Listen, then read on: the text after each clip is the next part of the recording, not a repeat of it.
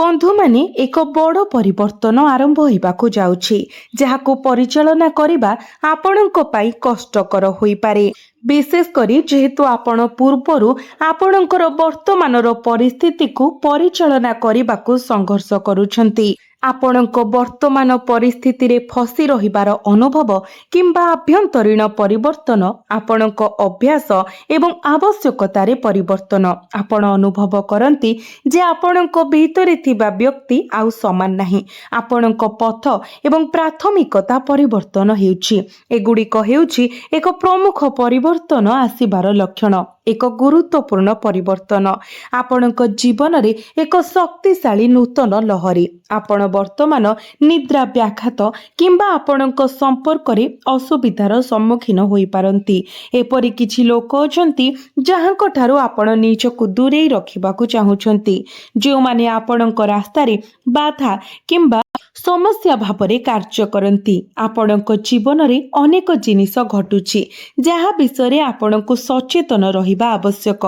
आमे वर्तमानर ग्रह स्थिति उपरे आधार करी आपणकर भविष्यत विषय वर्णना करूछु। बंधु माने आगामी 2 रु 3 दिन मध्यरे निर्दिष्ट मानसिक अवस्था ट्रिगर होई पारे, जेपरिक अजौक्तिक भय, आपणक चारि पाखरे नकारात्मक शक्तिर भावना किंबा किछि भूल होई पारे बोली आशंका।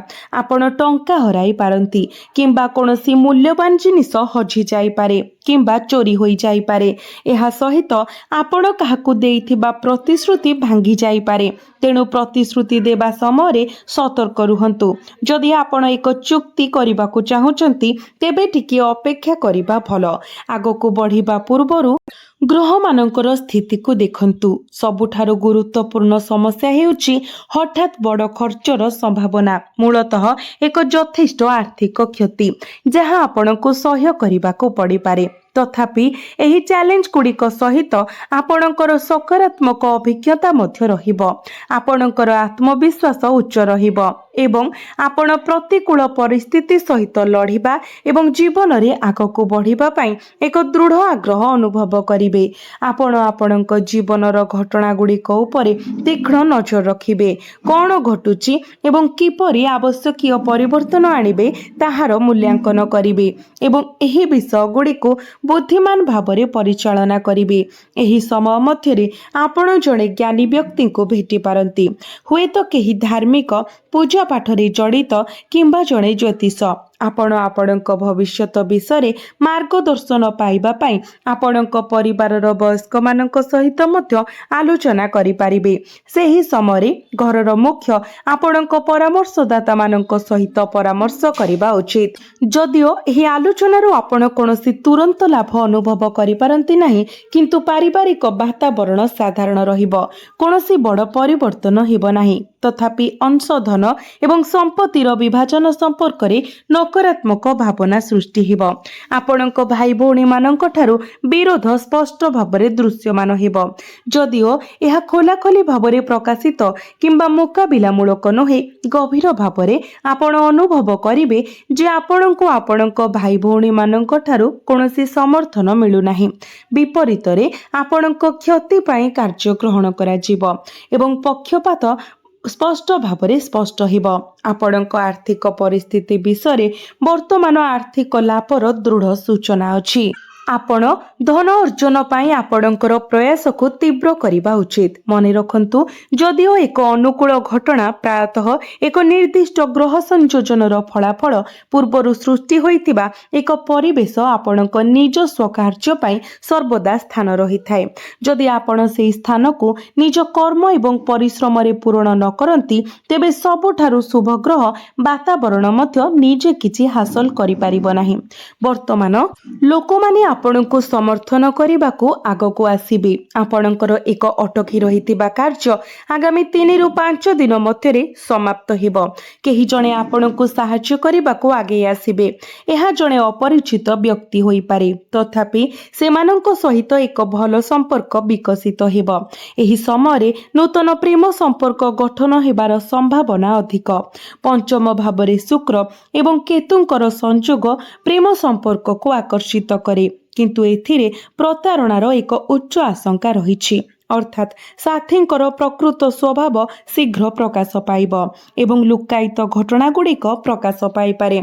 जदि पूर्वर अटकी रहिथिबा पांठी हठात आपणक पाखरे पहुंची जाए तेबे आपणकर आर्थिक परिस्थिति मजबूत होई पारे।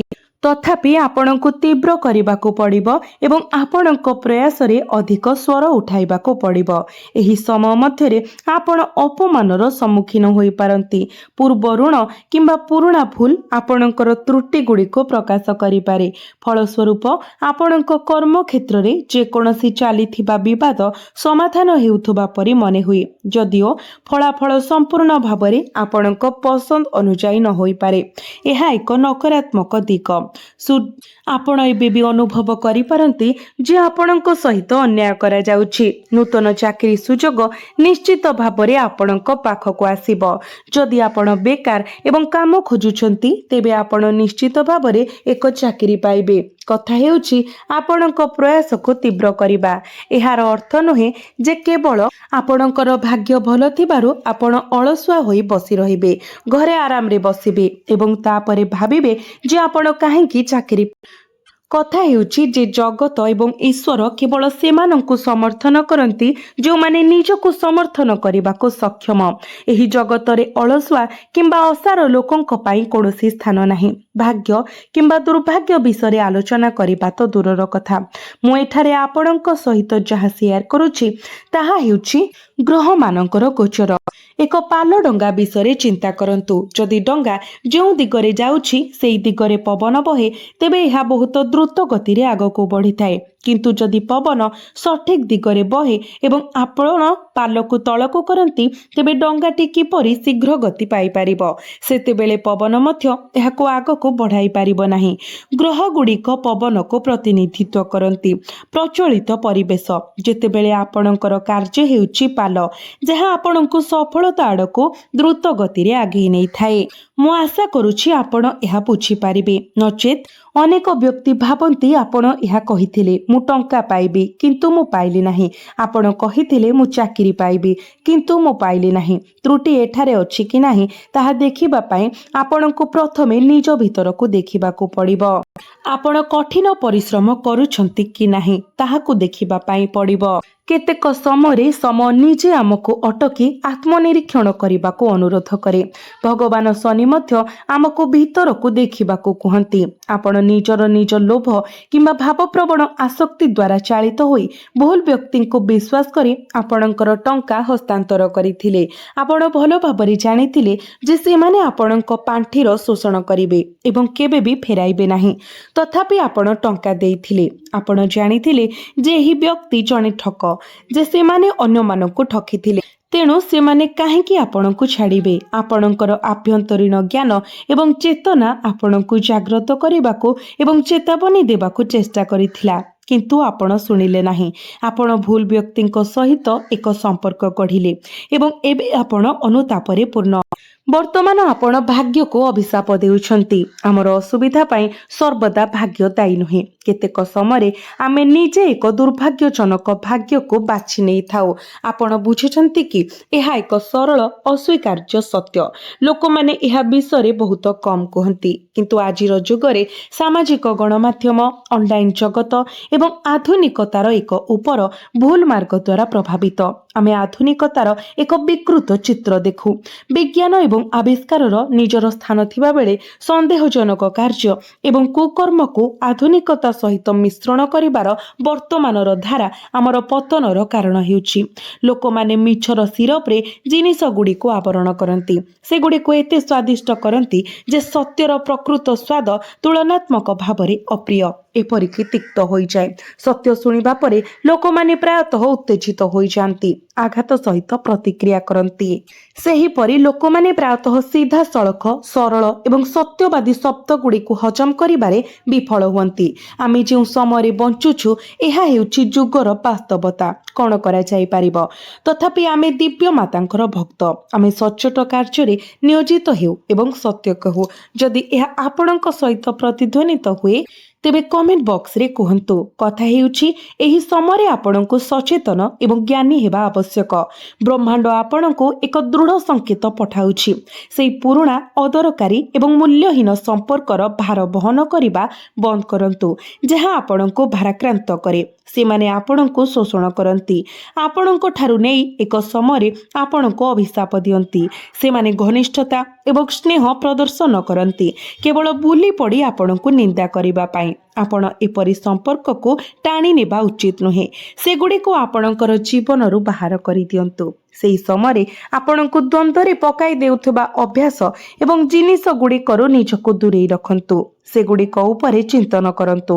ଆପଣଙ୍କର ସବୁଠାରୁ ଗୁରୁତ୍ୱପୂର୍ଣ୍ଣ ଅଭ୍ୟାସ ହେଉଛି ଏପରି ପରିସ୍ଥିତିରେ ଅତ୍ୟଧିକ ଭାବପ୍ରବଣ ହେବା ଯେଉଁଠାରେ ଏହା ଆବଶ୍ୟକ ନୁହେଁ। ସମସ୍ତଙ୍କୁ ନିଜର ବୋଲି ବ୍ୟବହାର କରିବା ଏବଂ ଆପଣଙ୍କର ହୃଦୟ ଏବଂ ଆତ୍ମାକୁ ପ୍ରତ୍ୟେକ କାର୍ଯ୍ୟରେ ନିକ୍ଷେପ କରିବା। ଆପଣ ଏହାର ଶ୍ରେୟ ପାଆନ୍ତି କି ନାହିଁ? ଏହି କ୍ଷେତ୍ରଗୁଡ଼ିକ ଯେଉଁଠାରେ କାମ ଆବଶ୍ୟକ କରେ, ବ୍ରହ୍ମାଣ୍ଡ ଦୃଢ଼ ଭାବରେ ସୂଚିତ କରୁଛି ଯେ ଆପଣଙ୍କୁ ଟିକେ ଚତୁର ଏବଂ ସ୍ୱାର୍ଥପର ହେବାକୁ ପଡ଼ିବ। ଆପଣଙ୍କର ପ୍ରକୃତ ଆତ୍ମାକୁ ଆବିଷ୍କାର କରିବା ଅର୍ଥରେ ଏହା ନିଷ୍ଠୁର ହେବା ବିଷୟରେ ନୁହେଁ, ବରଂ ଚତୁର ହେବା ବିଷୟରେ। ଏହି ସମୟ ମଧ୍ୟରେ ଆପଣ ନିଜକୁ ପରିବର୍ତ୍ତନ ହେଉଥିବା ଅନୁଭବ କରିପାରିବେ। ଏହି ପରିବର୍ତ୍ତନର ସଂକେତ ଆପଣଙ୍କ ଭିତରେ ପୂର୍ବରୁ ଦୃଶ୍ୟମାନ ହେଉଛି। ଆପଣ ଜାଗ୍ରତ ହେଉଛନ୍ତି। ଆପଣ ଅଧିକ ଧୈର୍ଯ୍ୟବାନ ଏବଂ ସ୍ଥିର ଅନୁଭବ କରିବା ଆରମ୍ଭ କରୁଛନ୍ତି, ଯଦିଓ ଆପଣ ଏହାକୁ ସମ୍ପୂର୍ଣ୍ଣ ଭାବରେ ବୁଝିପାରୁନାହାନ୍ତି, କାରଣ ଏହା କେବଳ ଆରମ୍ଭ। ଆପଣଙ୍କ ଭିତରେ ଆଧ୍ୟାତ୍ମିକତା ଏବଂ ଧାର୍ମିକତାର ଭାବନା ମଧ୍ୟ ଅଧିକ ଶକ୍ତିଶାଳୀ ହେଉଛି।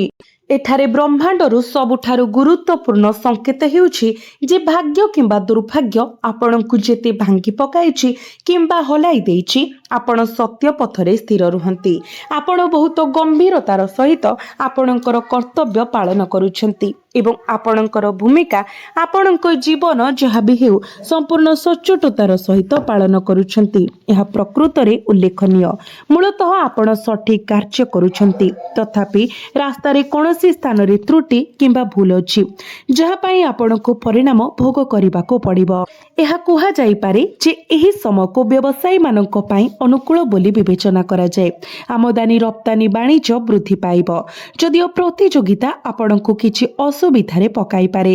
ପୋଷାକ ବ୍ୟବସାୟ ଭଲ ହେବ, କିନ୍ତୁ ସୁନା ଏବଂ ଅଳଙ୍କାର ବ୍ୟବସାୟ ମନ୍ଥର ରହିବ। କମିଶନ ଭିତ୍ତିକ କାମ, ସେୟାର ମାର୍କେଟ କାର୍ଯ୍ୟକଳାପ, ପରାମର୍ଶ ଏବଂ ଶିକ୍ଷାଦାନ, ଆଇନ ଏବଂ ଔଷଧ ଭଳି ବୃତ୍ତି ସବୁ ଭଲ ରହିବ। ଏହି ସମୟରେ ଆପଣଙ୍କୁ ଅତ୍ୟଧିକ ବିପଦ ନେବା କିମ୍ବା ନୂତନ ନିବେଶ କରିବାରୁ ଦୂରେଇ ରହିବା ଉଚିତ। ଯଦି ଆପଣ ନିବେଶ କରିବାକୁ ଚାହୁଁଛନ୍ତି, ତେବେ ପ୍ରଥମେ ଆପଣଙ୍କ ରାଶି ବିଶ୍ଳେଷଣ କରନ୍ତୁ। ଆପଣଙ୍କ ରାଶି କ'ଣ ଆପଣଙ୍କୁ ସମର୍ଥନ କରେ ନା ନାହିଁ ତାହା ବୁଝିବା ଅତ୍ୟନ୍ତ ଗୁରୁତ୍ୱପୂର୍ଣ୍ଣ।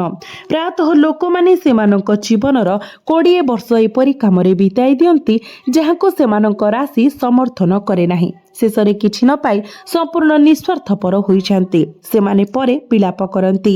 ତେଣୁ ଯଦି ଆପଣ କିଛି କରିବା ପାଇଁ ଚାହାନ୍ତି, ତାହା ବିଦେଶ ଯିବା, ଏକ ନୂତନ ବ୍ୟବସାୟ ଆରମ୍ଭ କରିବା କିମ୍ବା ଏକ ଯାନବାହନ କିଣିବା, ତେବେ ଆପଣଙ୍କୁ ନିଶ୍ଚିତ ଭାବରେ ଆପଣଙ୍କର ରାଶିଫଳ ଯାଞ୍ଚ କରିବା ଉଚିତ। ବନ୍ଧୁମାନେ, ବର୍ତ୍ତମାନ ଆପଣଙ୍କୁ ଆପଣଙ୍କ ଜୀବନ ସାଥୀଙ୍କ ଠାରୁ ସମର୍ଥନ ମିଳିବ, ଯଦିଓ ସେମାନଙ୍କର ସ୍ୱାସ୍ଥ୍ୟ ସମ୍ବନ୍ଧୀୟ ଚିନ୍ତା ରହିବ। ଯଦି ଆପଣ ଏକ ନୂତନ କ୍ୟାରିୟର କିମ୍ବା ଚାକିରି ଆରମ୍ଭ କରିବାକୁ ଚାହାନ୍ତି, ତେବେ ଆପଣ ସହଜରେ ପାଇଯିବେ। ବିଚାରାଧୀନ ମାଲି ମକଦ୍ଦମା ଆପଣଙ୍କର ସପକ୍ଷରେ ଯିବ। ଯେଉଁମାନଙ୍କର ବିବାହ ବୟସ ବିଳମ୍ବ ହୋଇଛି, ବର୍ତ୍ତମାନ ଆପଣଙ୍କର ବିବାହ ସ୍ଥିର ଏବଂ ଚୂଡ଼ାନ୍ତ ହେବ। ଯଦି ଏହା ଏପର୍ଯ୍ୟନ୍ତ ହେଉନାହିଁ, ତେବେ ହୁଏତ ଆପଣଙ୍କ କୁଣ୍ଡଳୀରେ କୌଣସି ଗ୍ରହ ଦୋଷ ଥାଇପାରେ। ଆପଣଙ୍କୁ ସେହି ଦୋଷକୁ ପ୍ରତିକାରରେ ଟାଳିବା ପାଇଁ ପଡ଼ିବ। ତେବେ ବନ୍ଧୁମାନେ, ଏହି ସମୟ ମଧ୍ୟରେ ଆପଣ 2ଟି ଜିନିଷ ପ୍ରତି ବିଶେଷ ଧ୍ୟାନ ଦିଅନ୍ତୁ। ପ୍ରଥମତଃ, ଆପଣଙ୍କ ସ୍ୱାସ୍ଥ୍ୟର ଯତ୍ନ ନିଅନ୍ତୁ। ଦୂର ଯାତ୍ରା ଏଡ଼ାନ୍ତୁ ଏବଂ ଅସ୍ୱାସ୍ଥ୍ୟକର କିମ୍ବା ଅନୁପଯୁକ୍ତ ଖାଦ୍ୟ ଖାଇବାରୁ ଦୂରେଇ ରୁହନ୍ତୁ। ପରିମିତ ପରିମାଣରେ ଶୁଦ୍ଧ ସାତ୍ତ୍ୱିକ ଖାଦ୍ୟ ଗ୍ରହଣ କରନ୍ତୁ। ଅତ୍ୟଧିକ ଖାଆନ୍ତୁ ନାହିଁ। ଦ୍ୱିତୀୟ ଏବଂ ସବୁଠାରୁ ଗୁରୁତ୍ୱପୂର୍ଣ୍ଣ, ଶେଷ ଟଙ୍କା ପର୍ଯ୍ୟନ୍ତ ଆପଣଙ୍କ ଆର୍ଥିକ ସ୍ଥିତିର ଏକ ସୂକ୍ଷ୍ମ ହିସାବ ରଖନ୍ତୁ। କାହା ଉପରେ ଅନ୍ଧବିଶ୍ୱାସ ରଖନ୍ତୁ ନାହିଁ। ଆପଣ ଯାହାକୁ ବିଶ୍ୱାସ କରନ୍ତି ସେ ଆପଣଙ୍କୁ ବିଶ୍ୱାସଘାତ କରିବାର ସମ୍ଭାବନା ଅଛି। ଏହା ଗୁରୁତ୍ୱପୂର୍ଣ୍ଣ। ମୁଁ ତୃତୀୟ ବିନ୍ଦୁ ମଧ୍ୟ ଉଲ୍ଲେଖ କରିବାକୁ ଚାହେଁ। ସମସ୍ତଙ୍କ ସହିତ ଭାବପ୍ରବଣ ଭାବରେ ଲାଗି ରହିବା କିମ୍ବା ପ୍ରତ୍ୟେକ ଅପରିଚିତ ବ୍ୟକ୍ତିଙ୍କୁ ନିଜର ବୋଲି ବ୍ୟବହାର କରିବାକୁ ଦୂରେଇ ରହିବା। କେବଳ 10 ମିନିଟ୍ କିମ୍ବା ଘଣ୍ଟା ପାଇଁ କାହା ସହିତ ମିଠା କଥା ହେବା ଯୋଗୁଁ ତାଙ୍କର ହୃଦୟକୁ ସମ୍ପୂର୍ଣ୍ଣ ଭାବରେ ଖୋଲିଦେବା ଏକ ଭଲ ଅଭ୍ୟାସ ନୁହେଁ। ଏହି ପ୍ରବୃତ୍ତି ଆପଣଙ୍କୁ ଅତୀତରେ କଷ୍ଟ ଦେଇଛି। ଏବେ ଏହା କରିବା ଉଚିତ ନୁହେଁ, କାରଣ ଆଗାମୀ 5 ରୁ 7 ଦିନ ମଧ୍ୟରେ କେହି ଜଣେ ଆପଣଙ୍କ ଜୀବନରେ ପ୍ରବେଶ କରିବାକୁ ଯାଉଛନ୍ତି, ଯିଏ ଆପଣଙ୍କୁ ଫସାଇବା ପାଇଁ ପ୍ରତାରଣାର ଏକ ଚାଲ ବୁଣିବେ। ସେମାନେ ଆପଣଙ୍କ ଠାରୁ କିଛି ଚାହାନ୍ତି ଏବଂ ଏହାକୁ ନେବାକୁ ଚାହାନ୍ତି। ଯଦି ଆପଣ ସତର୍କ ରୁହନ୍ତି ତେବେ ଆପଣ ସୁରକ୍ଷିତ ରହିବେ, ନଚେତ୍ ଏକ ବଡ଼ କ୍ଷତି ସହିବା ପରେ ଆପଣ କେବଳ ଜଣେ ଜ୍ୟୋତିଷଙ୍କ ସହିତ ପରାମର୍ଶ କରିବାକୁ ଆସିପାରନ୍ତି। କିନ୍ତୁ କ୍ଷତି ହେବା ପରେ ଅନୁତାପ କରିବାର କୌଣସି ଅର୍ଥ ନାହିଁ। ପ୍ରତ୍ୟେକ ସମସ୍ୟାର ସମାଧାନ ହୋଇପାରିବ ନାହିଁ। ଜୀବନରେ କିଛି କ୍ଷତି ଅପୂରଣୀୟ, ଏହା ମନେ ରଖନ୍ତୁ। ତେଣୁ ସତର୍କ ରହିବା ଅତ୍ୟାବଶ୍ୟକ। ଆପଣଙ୍କ ଜୀବନର ଗତି ଧୀର ହୋଇପାରେ, କିନ୍ତୁ ଏହା ସ୍ଥିର ଏବଂ ଦୃଢ଼। ଆପଣଙ୍କ ଚିନ୍ତାଧାରା କିଛିଟା ଅସ୍ଥିର ହୋଇପାରେ, ତଥାପି ଏହା ସକାରାତ୍ମକ ପରିବର୍ତ୍ତନ ଆଡ଼କୁ ଗତି କରୁଛି। ସେହିପରି ଯଦିଓ ଆପଣଙ୍କ ସ୍ୱାସ୍ଥ୍ୟ ଟିକେ ଦୁର୍ବଳ ହୋଇପାରେ, ଆପଣ ଅତି କମ୍ରେ ଏହା ବିଷୟରେ ସଚେତନ। ଏହି କାରଣଗୁଡ଼ିକ ଗୁରୁତ୍ୱପୂର୍ଣ୍ଣ ଏବଂ ଆପଣ ସଠିକ୍ ପଥରେ ଅଛନ୍ତି। ଚିନ୍ତା କରନ୍ତୁ ନାହିଁ। ଈଶ୍ୱରଙ୍କ ଉପରେ ଆପଣଙ୍କର ବିଶ୍ୱାସ ବଜାୟ ରଖନ୍ତୁ। ଏବେ ଆସନ୍ତୁ ପ୍ରତିକାର ବିଷୟରେ ଜାଣିବା। ତଥାପି ଗୋଟିଏ କଥା ବୁଝନ୍ତୁ, ଆପଣ ଯେତେ ଭଲ ବ୍ୟକ୍ତି ହୁଅନ୍ତୁ ନା କାହିଁକି, ନକାରାତ୍ମକ ମଧ୍ୟ ସକାରାତ୍ମକତା ପରି ବିଦ୍ୟମାନ। ଯେପରି ଦେବତା ଅଛନ୍ତି ସେପରି ନକାରାତ୍ମକ ଶକ୍ତି ମଧ୍ୟ ଅଛି। ତେଣୁ ଏହି କଳି ଯୁଗରେ ନକାରାତ୍ମକତା ଠାରୁ ନିଜକୁ ରକ୍ଷା କରିବା ଅତ୍ୟନ୍ତ ଗୁରୁତ୍ୱପୂର୍ଣ୍ଣ। ତ ବନ୍ଧୁମାନେ, ସେଥିପାଇଁ ଆପଣ ବ୍ରହ୍ମ ମୁହୂର୍ତ୍ତରୁ ଉଠିଯାଆନ୍ତୁ ଏବଂ ସ୍ନାନ କାର୍ଯ୍ୟ ସାରି ନିଅନ୍ତୁ। ତାପରେ ଉଦିତ ସୂର୍ଯ୍ୟଙ୍କୁ ଆପଣ ରୀତିନୀତିରେ ଜଳାର୍ଘ୍ୟ ଅର୍ପଣ କରନ୍ତୁ। ଏହି ଜଳାର୍ଘ୍ୟ ଦେବା ସମୟରେ 21ଟି ଶୁଖିଲା ଲାଲ ଲଙ୍କାର ମଞ୍ଜି, ଟିକେ କୁଙ୍କୁମ, ଟିକେ ଗୁଡ଼ ଏବଂ ଏକ ଲାଲ ଫୁଲ ଜଳରେ ମିଶାନ୍ତୁ। ଯେତେବେଳେ ଆପଣ ସୂର୍ଯ୍ୟ ଦେବତାଙ୍କୁ ଜଳ ଅର୍ପଣ କରିବେ, ତାଙ୍କୁ ପ୍ରାର୍ଥନା କରନ୍ତୁ, ପ୍ରଭୁ, ମୁଁ ଆପଣଙ୍କର ଶରଣ ଚାହୁଁଛି ଏବଂ ମୁଁ ମୋର କାର୍ଯ୍ୟ ସମାପ୍ତ କରିବା ପାଇଁ ଆପଣଙ୍କର ଶିଷ୍ୟ ହନୁମାନଙ୍କ ସହିତ ଏକ ଚୁକ୍ତି କରିବାକୁ ଯାଉଛି। ଦୟାକରି ଏଥିରେ ମୋତେ ସାହାଯ୍ୟ କରନ୍ତୁ। ଦୟାକରି ପ୍ରଭୁ ହନୁମାନଙ୍କୁ ଜଣାନ୍ତୁ କିମ୍ବା ତାଙ୍କୁ ମୋର କାର୍ଯ୍ୟ କରିବା ପାଇଁ ପ୍ରେରଣା ଦିଅନ୍ତୁ। ଏହି ପ୍ରକ୍ରିୟାଟି କରନ୍ତୁ। ଆପଣ ବିଶ୍ୱାସ କରନ୍ତୁ ବା ନ କରନ୍ତୁ, ଏହି ଉପଚାରଟି ଅତ୍ୟନ୍ତ ପ୍ରଭାବଶାଳୀ। ତାପରେ ଆପଣ ସନ୍ଧ୍ୟା ସମୟରେ ନିଜର ପୂଜା ଘରେ ଆରତି କରନ୍ତୁ। ଏକ ପାନପତ୍ର ନିଅନ୍ତୁ ଏବଂ ତା ଉପରେ ଏକ ଲମ୍ବା ଗୁଆ ରଖନ୍ତୁ। କିଛି ଅକ୍ଷତ ଏବଂ କିଛି ହଳଦୀ ଗୁଣ୍ଡ ରଖନ୍ତୁ। ଯେପରି ହଳଦିଆ ଚାଉଳ ବିବାହ ନିମନ୍ତ୍ରଣ ପତ୍ରରେ ଏକ ଆନୁଷ୍ଠାନିକ ଚୁକ୍ତିନାମା ସୂଚିତ କରିବା ପାଇଁ ସଂଲଗ୍ନ କରାଯାଏ, ସେହିପରି ଆପଣ ଏହି ହଳଦିଆ ଚାଉଳ ଏବଂ ଏକ ଯୋଡ଼ା ଲବଙ୍ଗ, ଏକ ଗୁଜୁରାତି ଏବଂ ଏକ ଚିମୁଟା ଡାଳଚିନି ଗୁଣ୍ଡ ରଖନ୍ତୁ। ଆପଣଙ୍କର ଚୁକ୍ତିନାମା ଏବେ ପ୍ରସ୍ତୁତ। ଏବେ ଏହି ପାନପତ୍ରକୁ ମୋଡ଼ି ପ୍ରଭୁ ହନୁମାନଙ୍କ ପାଖକୁ ନେଇଯାଆନ୍ତୁ। ତାଙ୍କ ପାଦ ପାଖରେ ରଖନ୍ତୁ ଏବଂ ସେଠାରେ ବସିଯାଆନ୍ତୁ। ଗାଈ ଘିଅ କିମ୍ବା ଚମେଲି ତେଲର ଦୀପ ଜାଳନ୍ତୁ ଏବଂ 11 ଥର ହନୁମାନ ଚାଳିଶା ପାଠ କରନ୍ତୁ ଏବଂ ଥରେ ବଜରଙ୍ଗ ବାଣ ପାଠ କରନ୍ତୁ। ତାପରେ 108 ଥର ରାମ ନାମ ଜପ କରନ୍ତୁ। ଏହାପରେ ପ୍ରଭୁ ହନୁମାନଙ୍କୁ ଏକ ହୃଦୟସ୍ପର୍ଶୀ ନିବେଦନ କରନ୍ତୁ, ହେ ପ୍ରଭୁ, ମୁଁ ଏହି ସମସ୍ୟାରେ ଗଭୀର ଭାବରେ ବ୍ୟଥିତ ଏବଂ କଷ୍ଟ ପାଉଛି। ମୁଁ ଆପଣଙ୍କର ଶରଣାଗତ ହୋଇଛି। ଦୟାକରି ମୋତେ ସୁସ୍ଥତା ପ୍ରଦାନ କରନ୍ତୁ। ଯଦି ଆପଣ ସାହାଯ୍ୟ ନ କରନ୍ତି ତେବେ କିଏ କରିବ? ମୁଁ ଆପଣଙ୍କ ଉପରେ ସମ୍ପୂର୍ଣ୍ଣ ନିର୍ଭର କରେ। ମୁଁ ଆପଣଙ୍କର ଭକ୍ତ। ଏହି ଆନ୍ତରିକ ନିବେଦନ କରନ୍ତୁ ଏବଂ ତାପରେ ଚୁପଚାପ ଘରକୁ ଫେରି ଆସନ୍ତୁ।